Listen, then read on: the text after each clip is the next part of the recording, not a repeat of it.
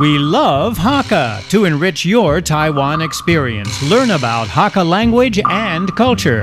每天收听客家风情，学习另一种不同文化，让你生活更有趣。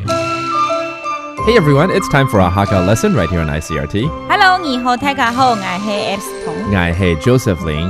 结婚这个字呢，是最近很多人常常会听到的，对不对 Alice? 好啊。 The reason I want to say this is just because it's towards the end of the year, and a lot of people like to get married before the new year arrive.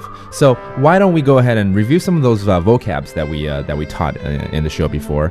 就是比如说结婚，结婚，结婚，差不多嘛哈。新郎，新郎，新郎，新娘，新娘，新娘。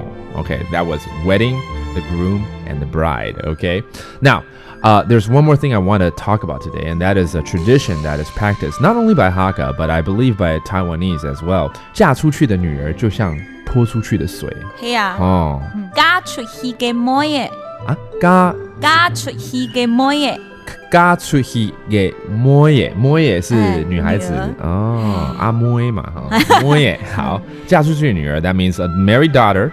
將拍出去嘅水，拍出去的對啊，唔係拍出去，拍出去，咩啦？啊，拍出去啊，潑出去，拍出去嘅水，嘅水，拍出去嘅水。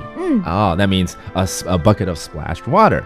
I should explain this in English clearly because the sentence itself sounds like you're putting down the daughter. You know, like you're disrespecting her, like a bucket of water. But that's not what it means. What it means is, once married, you should take it seriously. Both the husband and the wife should take it very seriously because you cannot return that splashed bucket of water. 是不是这个意思？係啊。你英文也进步了。So, let's go ahead and review that term and also, again, those words associated with a wedding. A wedding, 婚礼。婚禮。婚禮。The groom, 新郎。新郎。新郎。The bride, 新娘。新娘。新娘. Okay, it's very close. 郎跟娘. Okay, that's groom and bride.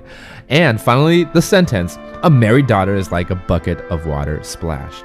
嫁出去嘅妹嘢。嫁出去嘅妹嘢。將拍出去嘅水。拍出去嘅水。